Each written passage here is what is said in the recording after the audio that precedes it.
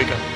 Está hablando por Español Anita, y Agenda Nacional tiene la complacencia de tener presente al amigo historiador y político también, analista, no partidario, del doctor Manuel Núñez Asensio. Así es. Pero antes de entrar con él en el tema para el cual le pedimos que nos asistiera, que es el de la nacionalidad, yo tengo que hacer una introducción con este tema alarmante, que yo creía que iba a estar en la prensa de todo el fin de semana.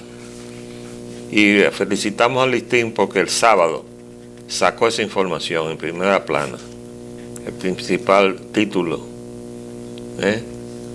haitianos matan capitán del ejército en la frontera. Y yo les traje esa fotografía que está ahí sobre la mesa. Quisiera que me le pasen esa es la fotografía de mi padre cuando era capitán, médico, inspector del departamento sur. De él recibía yo el relato del recorrido que estaba obligado a hacer a lomo de mulo en la frontera, puesto por puesto, a cerciorarse de la condición médica de salud de nuestros vigilantes de la frontera. Cuando teníamos frontera, carajo, no tenemos ya nada. Cuando nos matan los soldados, no es el primer oficial que nos matan en la frontera. Ahora, yo les reprocho a los jefes militares. Primero les reclamo que honren el uniforme que tienen puesto, y le habla un amigo de las Fuerzas Armadas, porque soy hijo de militar. Pero esos 3 haitianos que cogieron prisioneros, debieron haberlos fusilado. Óiganlo bien. Yo no sé si esto que estoy diciendo que me conlleva alguna demanda o algún sometimiento penal de alguna. Yo lo afronto. Esa es la situación en que estamos. Estamos en guerra. En Santiago tenemos cerrado el hospital José María Cabral Ibar por estar dándole servicio a los haitianos sin control ninguno de su condición de salud, para que vengan a contaminar con una tuberculosis que nos describió el doctor Armentero, que es una tuberculosis perniciosa, resistente a los antibióticos. Ahí está el personal médico de enfermeros y auxiliares, 25, todos contaminados. Tenemos también aquí casos de difteria en la capital de la República, y tenemos una alerta de cólera en Haití hecha por las Naciones Unidas y la frontera abierta. Aquí hay que asumir responsabilidades, y yo le digo al presidente de la República que él es el jefe del comandante de las Fuerzas Armadas. Él es el jefe supremo de las Fuerzas Armadas, pero el mandato de las Fuerzas Armadas se lo da la Constitución de la República, de manera que cada uno de nosotros vamos a ponernos a la altura de nuestras circunstancias. Con mis 85, casi 86 años, yo estoy dispuesto a coger un fusil, para que lo sepan. Gracias, Manuel, por venir. Y gracias, perdóname la condición de indignación que tengo. Gracias. Pero yo creo que tú la debes entender. Perfectamente. Ahora tengo que consultar contigo esta situación. Y yo te pregunto, viendo esta declaración del representante de las Naciones Unidas, de que no encuentran a los 55,000 nombres, a las personas que corresponden a los 55,000 nombres de la lista que publicó la Junta Central Electoral el 15 de julio del año pasado. No los encuentran, dice el representante de las Naciones Unidas. Yo creo que hubo un diseño inicial, que era el diseño de abrir la compuerta de la nacionalidad y abrir la compuerta de las residencias. Ambas serían la querca porta que permitiría la desnacionalización ya legal de la República Dominicana. En primer lugar, el gobierno aceptó, y de hecho en la discusión que hubo en la OEA, en la que vimos al canciller haitiano Lerner Renault decir que la República Dominicana estaba provocando una catástrofe humanitaria porque estaba privando la nacionalidad a un montón de gente que según ellos eran dominicanos. Todo esto viene desde un desconocimiento inicial. Perdóname, porque yo quiero que concentremos tu autorizada opinión sobre una pregunta que yo te quiero reducir de ese universo tan complejo y tan trascendente sobre la identidad y la nacionalidad dominicana a la situación que tenemos con esa lista. ¿Tú sabes por qué? Esa es la lista donde yo encontré que había varias personas cuyos nombres para entregarle documentos como dominicano o dominicana y para que pudieran ejercer sus derechos como tales, a Natimuerto, Kawasaki, Natimuerto Pérez. ¿Cómo es posible? Entonces, aparte de que la lista está llena de nombres extranjeros, en su mayoría haitianos. Entonces, yo me puse a reflexionar sobre el caso muy reciente de ese atleta llamado Luis Pie.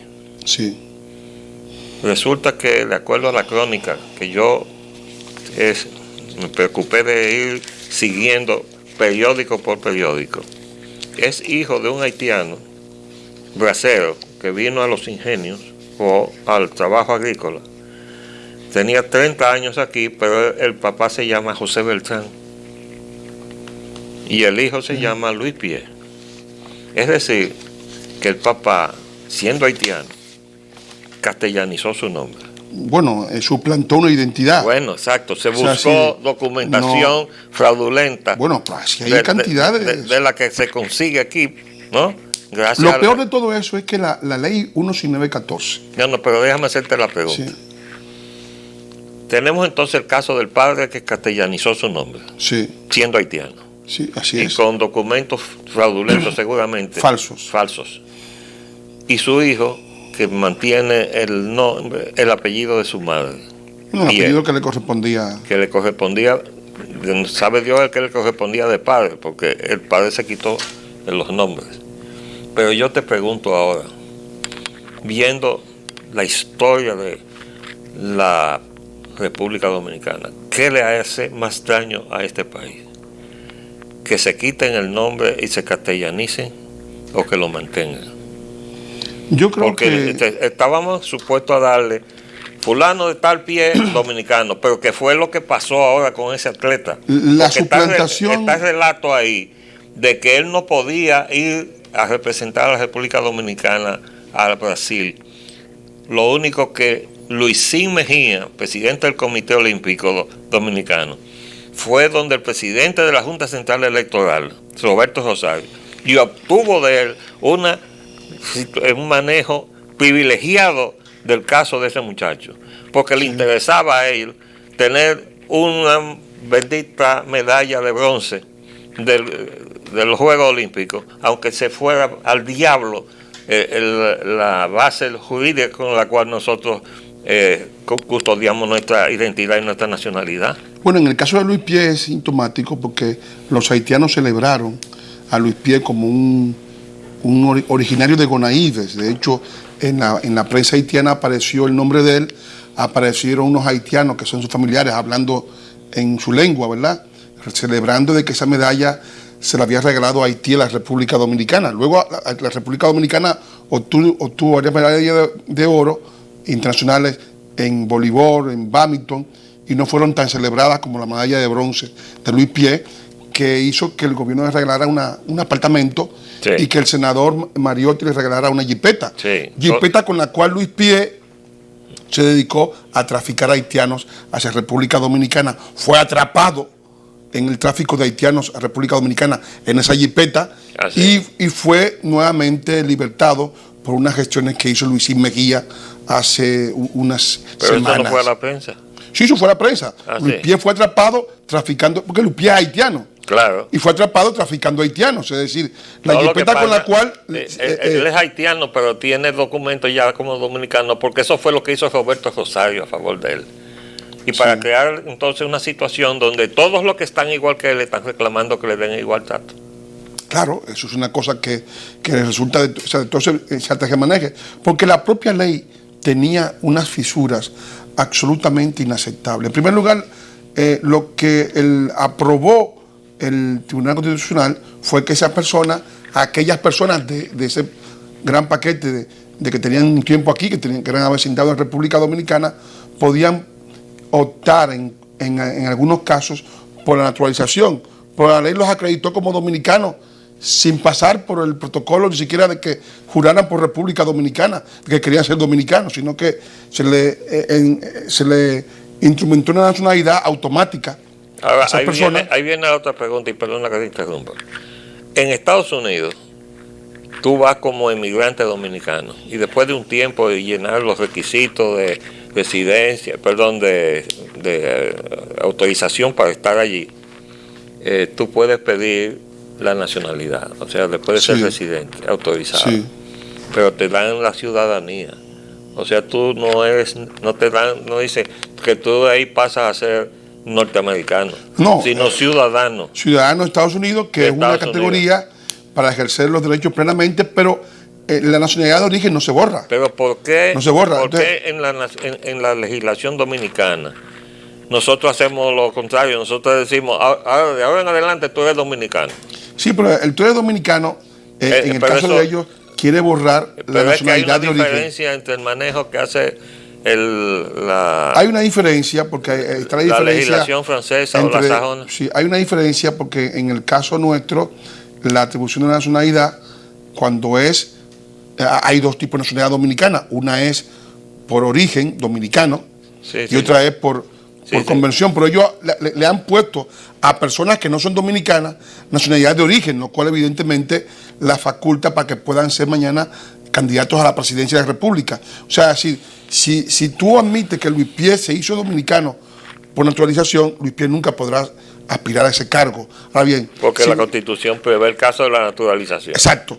Pero no prevé el caso del disparate que estamos haciendo. No, porque entonces en este caso, cualquier persona que sea hijo de extranjeros plenamente, como ha habido el caso de que hubo un candidato que era hijo de extranjeros plenamente, y que aparezca como dominicano, si es de origen, si se le pone como de origen, porque ha falsificado el nombre, porque también en ese caso hubo una suplantación de nombre, o sea, el nombre no era el nombre que él tenía. En ese caso, pues evidentemente la gente puede optar por la posibilidad de ser presidente de la República. He querido dramatizar el peligro que nosotros tenemos del manejo irresponsable de los apellidos y la nacionalización. Y digo, para que la gente lo entienda, que estuvimos a un paso de coger como presidente de la República a Ogui Pierre. Lo único que él no se llamaba Ogui Pierre, se llamaba José Francisco Peña Gómez, porque su padre se llamaba Ogui Pierre y lo dejó abandonado en casa junto con su hermano Domingo, de unos dominicanos de buen corazón que los recogieron y los protegieron y adoptaron esos nombres. Pero el hermano no se llamaba Peña Gómez. No, pero se llamaba Domingo. Y Domingo Peña Gómez tenía otro apellido. Nunca, y Peña Gómez nunca lo trató de cerca. Lo mantuvo a distancia. Sí. Y Peña Gómez nunca aspiró a un cargo de ninguna especie, porque yo mismo le decía, Peña, para que no estés viviendo de lo que te están dando o de lo que tú mandas a buscar, postúlate a legislador para que te ganes con lo que tú vives. Él no se atrevía, hasta que hubo una misión que se mandó a Haití, que voy a reservarme el nombre de quién la hizo, pero sí voy a decir quién yo conozco la originó. Sí. La originó Sacha Bollman, y la persona que fue a arreglarle los papeles a Peña Gómez en Haití para que pudiera optar aquí a cualquier cargo. Sacha Bollman era agente de la CIA. Sí, lo era. O sea, tenían unas relaciones muy privilegiadas. Pero pertenecía a la CIA de John Kennedy, no a la CIA de George Herbert Walker Porque Bush. yo sé que muchos dominicanos Lo que quiero decir que es participaron en la Guerra de Abril obtuvieron nacionalidad norteamericana por vía de Sacha Bollman. Sí, claro, pero Sacha Bollman era el director del Instituto de Ciencia Política de Costa Rica, donde se formaban los cuadros políticos dominicanos, a donde fueron todos los partidos políticos a la muerte de Trujillo, escogieron lo mejor de su juventud y lo mandaron a estudiar ciencia política a Costa Rica. Costa Rica, sí. Ahí impartían docencia. Rómulo Betancourt, Juan Bosch, Figueres, Muñoz Marín. A Muñoz Marín también. Y eso se alimentaba con fondos que venían a través del partido de Norman Thomas, que era el Partido Socialista de Estados Unidos, pero eran fondos de la CIA. Y eso lo dirigía, ese instituto lo dirigía Sacha Baron. Pero era parte del proyecto de Kennedy, de un trato diferente con la izquierda democrática en América Latina. Pero hay que recordarse que cuando le dieron el golpe a Bush, Kennedy nunca reconoció al gobierno golpista. No. A él lo matan el 22 de noviembre y ya el 15 de diciembre Lyndon Baines Johnson, quien lo sucedió, ya tenía reconocido al triunvirato. Igual que en la política internacional, en la geopolítica mundial, así como dice McNamara que Kennedy se aprestaba a ordenar el retiro de las tropas de Vietnam, lo que hizo Lyndon Baines Johnson fue que se inventó el incidente del Golfo de Tonkin para escalar la guerra de Vietnam. Y McNamara fue también parte de ese tinglado, porque McNamara llevó a la muerte a miles de personas. Era el secretario de Defensa. Por eso un testimonio hecho 30 años después con su libro, que yo no sé si tú lo tienes. Yo sí lo tengo. Yo tengo el libro de Lexinger que dice que McNamara es un asesino. Bueno, pero yo tengo el libro donde él, 30 años después, va como emisario de los consorcios petroleros a conseguir las concesiones petroleras que ya Vietnam estaba repartiendo. Y efectivamente ya le había tocado su parte a Francia, que tuvo 30 años en lo que era Indochina francesa. Bueno, pues le tocó una parte de la repartidera de petróleo. Y allá mandaron entonces al representante de la corporación de petrolera, Robert McNamara. Que fue también antes representante de la Ford, creo. Él pasó de ser presidente de la Ford a ser miembro del gabinete. De Kennedy. Kennedy formó un gabinete de intelectuales. Pero representando a la plutocracia. Exactamente, sí. Hizo un tremendo daño Robert McNamara, porque él metió a Kennedy en la lógica de la guerra. Y la lógica de tratar de que mientras más inversiones había, mientras más esfuerzo se hacía a nivel económico, más posibilidad había de ganar la guerra al comunismo en Vietnam, lo cual evidentemente lo que hizo fue que provocó una gran hecatombe, pero no resolvió el problema de fondo que había en Vietnam. Eso yo tengo otra versión, porque yo tengo la historia que escribió creo que Buchanan, sobre la visita que hizo John F. Kennedy y su hermano a Vietnam cuando todavía estaban los franceses ahí, y relata cómo el entonces... Ellos se fueron después de Dien Bien Phu, que fue la última batalla, Dien Bien Phu, entre el capitán Navarre y Ho Chi Minh. Ellos visitaron Saigón cuando todavía estaban los franceses ahí. Le dijo el encargado de negocios, apellido Gullion, a ellos dos: esta gente va a perder, los franceses van a perder, porque los vietnamitas se han unido para pelear por su país. Y así fue como derrotaron a Francia. Francia fue derrotada por los antiguos estudiantes de la Sorbona, porque Ho Chi Minh, que había sido cocinero en un barco, había estudiado en la Sorbona, y el grupo de Ho Chi Minh es el grupo de los afrancesados que llamaban allí, que son los que toman el control y que toman la misma idea libertaria, y con esa idea libertaria logran la independencia de Vietnam tras la batalla de Dien Bien Phu. Estos comentarios que estamos haciendo de la historia de Estados Unidos vienen al caso porque en este momento estamos en víspera de unas elecciones. Así es. Donde se está jugando la suerte de Estados Unidos y también sus relaciones mundiales. Porque yo estaba escuchando algunos de los programas en la televisión dominicana, por cierto, el de Julio Jacín, y allí estaba Guido Gómez Mazara, estaba el representante del Partido Demócrata aquí, el Leo Pérez Minaya, hablando de las virtudes de Hillary en favor de los intereses dominicanos, cuando en realidad todo aquello responde. Y yo le dejé un recado al teléfono de celular de Julio, le digo: ese programa fue un éxito para los banqueros judíos, porque no se mencionó una sola vez el apoderamiento de la riqueza minera de la isla, que es lo que está detrás de todo lo que es la fusión. Hillary representa toda esa plutocracia mundialista que se ha despegado de la nación en sí como elemento fundamental de las relaciones con los individuos, y tiene una idea de que los estados no existen. Ella habló justamente en su discurso aquí en el 2011, ella habló de un mundo sin fronteras. Sí, pero mientras tanto tiene a su hermano apoderándose de la riqueza minera de Haití. Es un mundo en el que predominará el capital como elemento esencial. No, pero es que esto va, coger la riqueza minera de Haití y a un pueblo pobre, quitarle con qué poder sacar la cabeza, porque si esa riqueza se administrara a favor del pueblo haitiano y no para que se lo lleven las firmas extranjeras, porque la primera que tuvo el control de la minería de Haití fue el grupo europeo encabezado por Madame Mitterrand. Sí, pero ya ellos perdieron el control de eso a partir del terremoto, porque Estados Unidos mandó 20.000 efectivos militares. Y yo me acuerdo la declaración que dio el ministro francés, dijo, ¿de qué se trata? ¿De ayudar o de invadir Haití?